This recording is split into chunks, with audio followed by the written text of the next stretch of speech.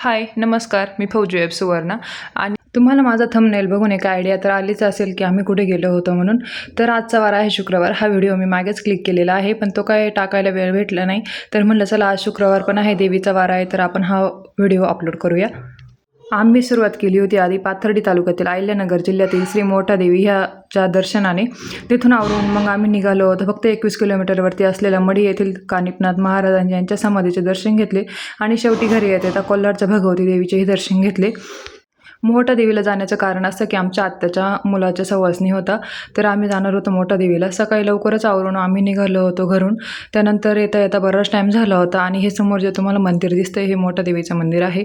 आम्ही पोहोचलो होतो. त्यानंतर गडाच्या खालीच आम्ही गाडी उभी केली होती, जिथे आम्हाला ओटी भरण प्रसाद वगैरे घ्यायचा होता.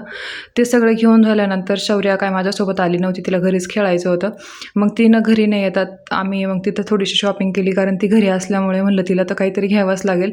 नंतर आम्ही बघितलं इथे भरपूर सारी खेळणीची दुकानं वगैरे ते तसे पण कंटिन्युअस लागलेले असतात. असं नाही की फक्त जत्रेलाच, रोजच असे दुकानं तिथं आहेत. ओटी भरण वगैरे सगळं घेऊन झाल्यानंतर आम्ही निघालो होतो वरती दर्शनाकरता. तर तिथं तिच्यासाठी मी ही डॉल घेतली होती. ही डॉल तिला लहानपणापासून खूप आवडते. खूप छोटी होती तेव्हापासून तिला ह्या डॉल आवडतात. तिच्याकडे 4-5 आहेत, तरी पण तिला ह्याच डॉलची जास्त अपेक्षा लागलेली असते. त्यानंतर तिच्यासाठी थोडेसे क्लिप वगैरे चेक केले, तिला कोणते आवडतील कोणते नाही, कारण लहान मुलींना जास्त आवडते. आणि सगळ्यात जास्त महत्त्वाचं म्हणजे पिंक कलर.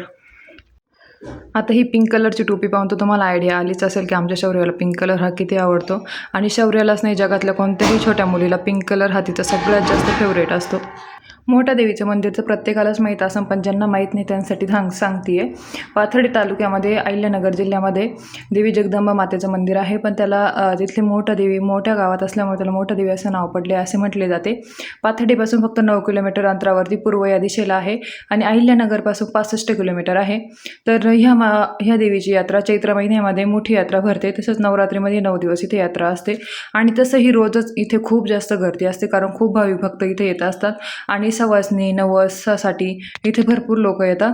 प्रत्येकाचा नवस हा वेगवेगळा असतो, पण इथे येऊन सवासणी जेवू घालण्याचा नवस हा असतो. आणि इथं सवासणी जेवू घालण्यासाठी खूप मोठा हॉल बनवलेला आहे.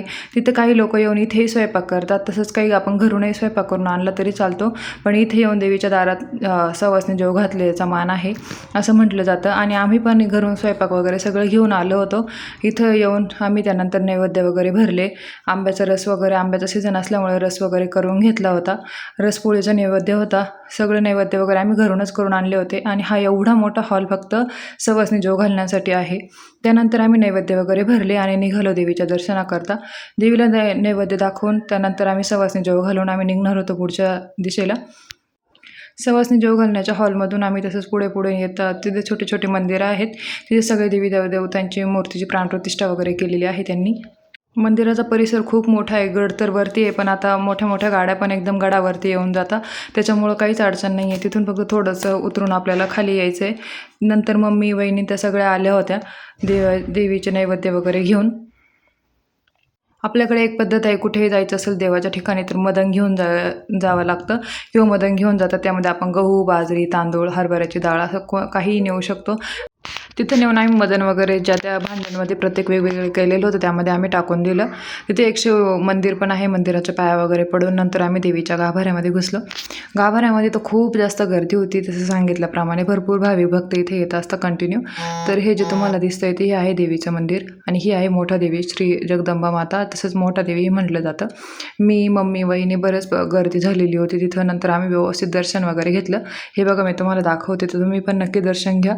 माझ्या व्हिडिओच्या निमित्ताने जे कोणी बघेल त्यांना पण देवीचं दर्शन हे होऊन जाईल. इथे प्रत्येक याचे वेगवेगळे त्यांनी ठेवलेले आहेत भांडे. त्यामध्ये आपण गहू, बाजरी, ज्वारी, तांदूळ आपण ज्याप्रमाणे जे मदन आणतो त्यामध्ये टाकायचं. ते बघा तुम्हाला इथं दिसत असेल. जे काही आपण आणलेले ओटी भरण ते इथे ठेवायचं. आणि हा सगळ्यात निसर्गरम्य ठिकाण आहे. खूप मोठा परिसर आहे. बांधकाम पण त्यांनी इतकं छान केलेलं आहे. गड असं म्हणजे बघण्यासारखं आहे. नंतर आम्ही देवीचं दर्शन वगैरे घेऊन आलो. सवासणी वगैरे जेवण वगैरे झालं. वहिनीने आमची ओटी वगैरे भरून घेतली. ओटी वगैरे भरून झाल्यावरती तिथून आम्ही लगेच बाहेर पडलो. बाहेर पडल्यानंतर इथे हे त्यांनी देवीवरती अर्पण केलेल्या ज्या साड्या आहेत, ज्या देवीने घातलेल्या आहे किंवा देवीच्या अंगावरती पडलेल्या एक आशीर्वाद म्हणून त्यांनी बाहेर ठेवल्या होत्या. ज्यांची कोणाची इच्छा असेल ते 100-100 रुपयाला ह्या साड्या देत होते. आपण एक देवीची साडी म्हणून घेऊन जायची असते, आपल्या मनावरती असतं. नंतर आम्ही बाहेर आलो तर तिथे होतं ही चेरीचं झाड. मला लहानपणापासून ही चेरी खूप जास्त आवडते, खायला खूप अशी एकदम रसाळ असते, थोडीशी रवाळ आणि रसाळ खायला छान लागते. नंतर आम्ही तिथून निघालो होतो. आम्हाला जायचं होतं मढीला. मढी म्हणजे नवनाथांचं जे एक नाथ आहे त्यापैकी कानिपनाथ हे तुम्हाला सगळ्यांनाच माहीत असेल. तर हे आहे ओम चैतन्य कानिपनाथांचं गड, मढी म्हणून आहे. नवनाथांपैकी कानिपनाथांची इथं समाधी आहे आणि हे एक अतिष्ट पवित्र स्थान मानले जाते. नाथ भक्त इथं कायमच येतात आणि इथं यात्रा खूप मोठी भरली जाते. मढीची यात्रा ही फाल्गुन वैद्य 5 ते चैत्र शुद्ध 1 ते 15 दिवस यामध्ये मोठी यात्रा भरते. रंगपंचमीला तर 7 लाखांपेक्षाही जास्त नाथभक्त इथे येतात आणि हे पण पाथर्डीपासून जवळच आहे. म्हणजे अहिल्यानगरपासून 51 किलोमीटर आहे पूर्वेला आणि पाथर्डीपासून फक्त 10 किलोमीटर आहे आणि मोहटा देवी जिथून आपण दर्शन घेऊन पुढे येतो तिथून फक्त 21 किलोमीटर आहे. कानिपनाथांना पण खूप जास्त भाविक भक्त येतात इथं, कारण नाथ भक्त तर जास्तच येतात, कारण त्यांचं हे एक पवित्र स्थान मानलं जातं. आणि चैतन्य कानिपनाथ महाराजांचं हे इथं त्यांच्यासमोर एकदम छोटे छोटे मंदिरं आहेत, जसं समाधीस्थान आहे, महादेवाचं मंदिर आहे. आणि त्यानंतर आपण दर्शन लाईनला उभे राहिलो आम्ही. दर्शन लाईनला तर बघा खूप जास्त गर्दी होती, त्यावरून तुम्हाला एक अंदाज येतच असेल की गर्दी खूप जास्त आहे. त्यामुळे व्हिडिओ वगैरे काढायला तर त्यांनी परमिशन नव्हती दिलेली, पण लांबून तर आपण घेऊच शकतो, त्यामुळे मी होईल तसं ॲडजस्ट करून तो व्हिडिओ घेतला आहे. त्यामध्ये पण तुम्हाला दिसेलच. आता थोडंसे पुढे झाल्यावरती तुम्हाला दिसेल मी थोडंसं पुढून जवळून हा व्हिडिओ कॅप्चर करायचा ट्राय केला आहे व्हिडिओ. बघा तुम्हाला यामध्ये माझ्या निमित्ताने काय होईना पण तुम्हाला कानिपनाथांचं दर्शन होऊन जाईल. नाथभक्त तर खूप जास्त असतात आणि श्रद्धाळू इथे येऊन जातात. फोटो काढण्यासाठी, व्हिडिओ काढण्यासाठी त्यांनी मनाई केली होती, त्यामुळे मी थोडंसं मागूनच तो व्हिडिओ कॅप्चर केला आहे. आम्ही दर्शन घेतच होतो तर ते बाहेर वातावरणही थोडंसं खराब झालं होतं, म्हणजे वारं वावधन सुटले होतं. नंतर आम्हाला बरंच पुढं घरी यायला टाईम होत होता, मग आम्ही लवकर दर्शन वगैरे आवरून घेतले. दर्शन वगैरे आवरून घेतल्यानंतर आम्ही बाहेर आलो आणि ही आहे कानिपनाथांची यांची समाधी. पुढं तुम्हाला समाधी दिसते आणि त्याच्या पुढे त्यांची मूर्ती आहे. वारवधनाचे दिवस आणि पावसाचे दिवस असल्यामुळे आम्हाला लवकर निघून यायचं होतं. आणि कानिपनाथांचा जन्म हा हत्तीच्या कानातून झाला आहे, त्याची इथे बनवलेली आहे मूर्ती. तिथं गेलो आम्ही, दर्शन वगैरे घेतलं, थोडेसे फोटो वगैरे घेतले आणि हा तिथलं निसर्गरम्य वातावरण आहे. मग मी फोटो वगैरे घेतले, व्हिडिओ घेतले, थोडं वेळ दर्शन वगैरे घेतलं. तोपर्यंत बाकीच्या माणसांचं पण दर्शन वगैरे चालू होतं. असं म्हटलं जातं की इथे जो आपण एक श्रद्धेने इथे धागा बांधला जातो, तो धागा बांधल्यावरती जो आपण मनात इच्छा बोलून इथं जो धागा बांधतो तर त्याने आपली इच्छा पूर्ण होती. मग मी पण गेले, धागा वगैरे बांधला आणि तिथे शेजारीच प्रसादाचं काउंटर होतं, तर तिथे जाऊन प्रसाद वगैरे घेतला. घरी माझ्या सासरी पण आणि मम्मीला त्यांना द्यायला पण आणि भरपूर आमच्यासोबत माणसं होती त्यांना पण घेतला, प्रसाद वगैरे घेतला. त्यानंतर हे आहे ध्यान मंदिर, विठ्ठल रुक्माईचं मंदिर, त्याच्या खाली शिवलिंगाचं मंदिर आहे. खूप छान आहे. तिथं पण जाण्यासाठी मी काही गेली नाही कारण टाईम झाला होता. आणि हे आहे मायअंबाचं मंदिर. मायअंबाचं मंदिर तिथं जायला रोड वगैरे पण आहे, पण आम्ही नाही गेलो. आम्ही इकडंच कानिपनाथांचं दर्शन घेऊन आम्हाला टाईम झाला होता, मग आम्ही निघालो होतो घरी जायला. घरी जाता जाता परत दर्शन वगैरे घेऊन खाली आलो, कारण पोरांना तर हौस लागलेली असते की वस्तू घ्यायची, खेळणी घ्यायची. नंतर मग आम्ही वस्तू वगैरे घेतल्या, खेळणी घेतल्या, शौर्याला बांगड्या वगैरे घेतल्या. आणि माझ्या भावाची मुलगी होती भाची, तिच्यासाठी पण काही वस्तू घेतल्या. आणि तिथं खूप सुंदर सुंदर कानिपनाथांची मूर्ती वगैरे ठेवली होतं, स्वामी समर्थांची मूर्ती होती, त्यानंतर विठ्ठल रुक्मिणीची मूर्ती होती, महादेवाचे शिवलिंग वगैरे होतं, तिथं तुम्ही व्हिडिओमध्ये बघताय. आणि इथं असं म्हटलं जातं की इथले गुडीशेव आणि रेवडे आमच्याकडे बोललं जातं, तुमच्याकडे काय बोलतात ते मला कमेंटमध्ये नक्की सांगा. ते इथलं जास्त प्रसिद्ध आहे, इथून ते घेऊन गेल्यावरती चांगलं असतं म्हणतात. कोणतीही प्रसिद्ध वस्तू त्याच ठिकाणाहून घेतलेली चांगली असते. नंतर आम्ही येता आलो होतो श्री भगवती देवी मंदिर कोल्हारला. रात्रीचा अंधार पण पडला होता जाता जाता, पण म्हटलं चला आपण एवढं सगळं करून आलोय तर भगवती देवीचं हे दर्शन घेऊया.